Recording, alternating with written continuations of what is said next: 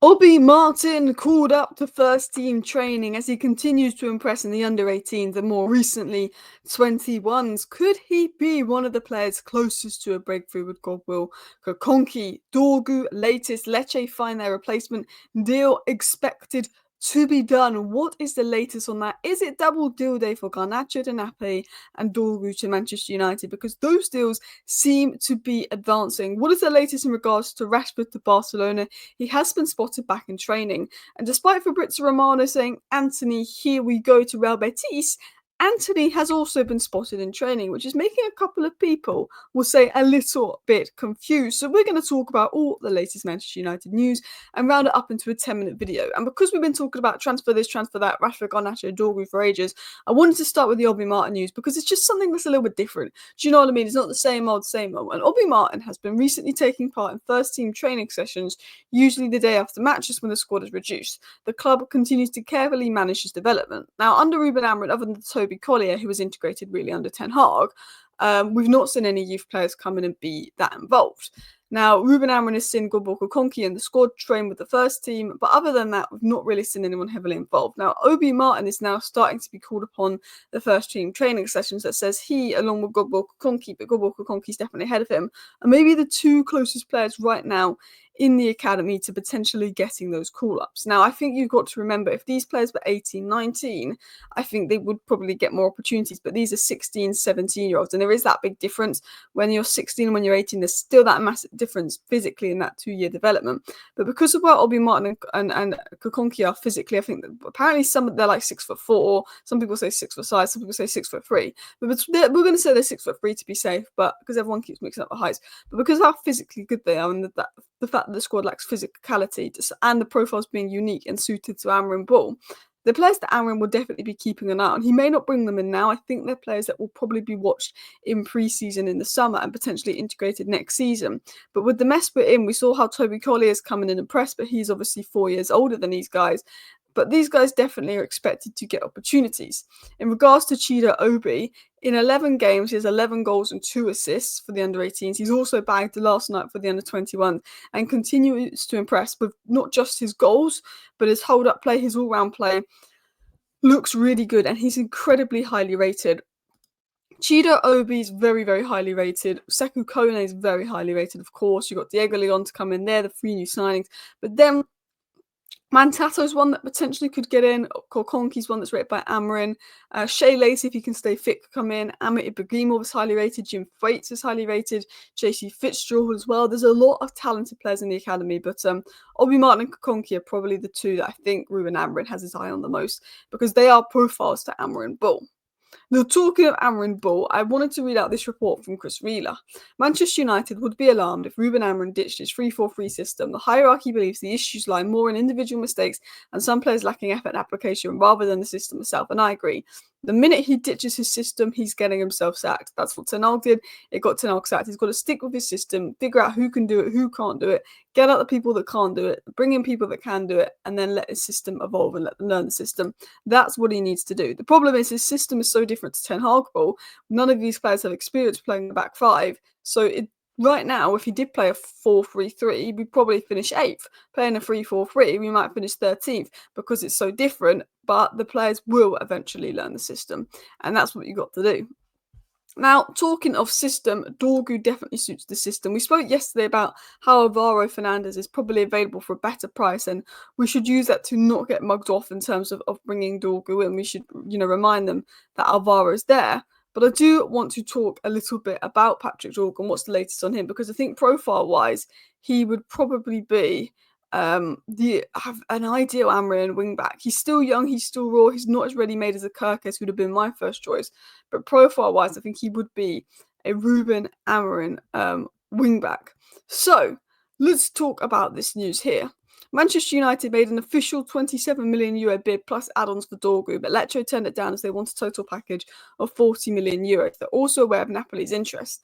Bear in mind, we should be getting this deal done for no more than €35 million, including add-ons. For me, It's a £25 million deal. If it's 25 million plus 5 millions to take it to add-ons, maybe we do that. Anything over 30 million, we should say no. We should not give them 40 million euros. Alvaro is there. Kirkus is available in the summer. I like Dorgu. He's a good profile, but he's not ready-made now. Do you know what I mean? Manchester United have convinced Dorgu to join them with a very important proposal. Talks between Lecce and United are centred around a fee of 30 million. I mean, 25 million up front, 5 million add-ons. I still think 28 million is, to be honest, the most I'd want to pay. I know we need a wing back, but I think we should remind them there's other options there. And I think they're using Napoli as a scaremongering tactic. And Napoli are trying to use that as a scaremongering tactic for Garnacho. But the fact that Lecce are looking for replacements already says to me I think a deal could be done today. There is talk of another meeting being today to finalise the deal from Italian media, but you do have to take that with a pinch of salt. But Lecce have submitted a bid for fullback Danilo Veiga as well. So Lecce could be looking at replacements. So the first deal today could be Dorgu to Manchester United. There's an expectation it will be done, but I think United will need to up their bid. What other deal could happen today? Because there's a lot of meetings between Garnacho. Further meetings will take place in Milan today between Napoli and Manchester United to reach an agreement for Alejandro Garnacho. So could the Garnacho deal be today? There's meetings to maybe find an agreement between United and Alejandro Garnacho. There's even reports of United lowering their price to agree a new fee with Napoli, which would, to be honest, absolutely wind me up if we sell him on the cheap. But what we know on Garnacho so far is Napoli made a bid. Napoli's opening bid for Garnacho is worth 42 million plus add-ons, and want more. And Manchester United want more, and Antonio Conte is pushing. I think the add-ons take it to 47 million. Chelsea also made contact with United, and the player side are now deciding internally whether or not to bid. I think Chelsea being interested helps us because it could help us drive up the price and make sure Napoli actually bid a good price. Napoli want them on the cheap. I see people saying 50 million for Garnacho, take it. 50 million for Garnacho, take it. We should want at least 60 million for Garnacho because he is the player under age 21 with the most goal contributions in Europe in a bad side since the start of last season. We paid 72 million for Rasmus Højlund with 9 goals. Garnacho has way more experience. Garnacho is the same age as Højlund was when we brought Højlund. Garnacho has way more experience than Højlund, has done way more in his career than Højlund in an unsustainable system. We should, yes, we overpaid for Højlund, but we should get at least 60 million for Garnacho, or it's a joke, in my opinion. Now, there is talk of 46 million. Napoli are getting closer to signing Alejandro Garnacho. The negotiations with Manchester United are progressing quickly. Personal terms are agreed. Napoli sporting director Giovanni Manna is ready to fly to Manchester if necessary. In yesterday's meeting between Manchester United and Napoli, the idea of reaching a high transfer fee through bonuses came up, maybe £46 million. So there's talk of Man United discussing a new fee, and £46 million was what Napoli put in, which was the 42 million bid plus 4. There is talk of Manchester United potentially lowering the fee to meet Napoli's conditions, which is a joke. 60 million, hold out for it. It's January. Do not let them mug you off. They're in a title race. They will pay up for Garnacho. They are pretty desperate to get him. Antonio Conte's been on the phone to him. Do not be mugged off. Do not agree to this new cheaper fee. Do not lower your fee for Napoli. 60 million is the fee Man United agreed upon selling him. Stick with the 60 million fee that you agreed upon selling him with. That is my opinion. Napoli want to get this deal done. They're getting closer and closer. It's progressing. This could be Garnacho deal day. This could be Dorgu deal day. This is going to be a big day ahead. So, guys, if you're watching right now and not subscribed, do go and subscribe, as I will be live if any breaking news comes out. But we know that further meetings are in Milan taking place between Garnacho and United.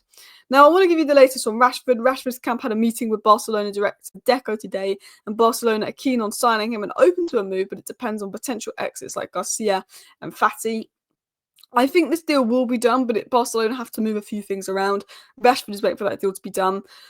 But Rashford's given Barcelona 5 to 6 days to confirm whether or not the loan move would be possible. I think Rashford stays at United or he goes to Barcelona on loan. He's obviously been spotted in Manchester United training, which, to be honest, if Rashford stays, it's not a good look for Ineos because Ruben Amorim's made it clear he doesn't want Marcus Rashford. So if he stays, it's not a good look for Ineos. But to be honest, Barcelona want Rashford. It's whether they can afford him or not. They're trying to jiggle people out to bring Marcus Rashford in. I think Rashford on the left, Rafinha in the middle, Yamal on the right would be very exciting to watch with Lewandowski up top at Barcelona for sure. But he's back in training. Ruben Amorim probably isn't happy about it, having dropped Rashford for the last 10 games. We need to see what happens there. But anyway, that is all your latest Manchester United news rounded up in less than 10 minutes for you guys. Let me know your thoughts down below. Thank you for watching. Bye.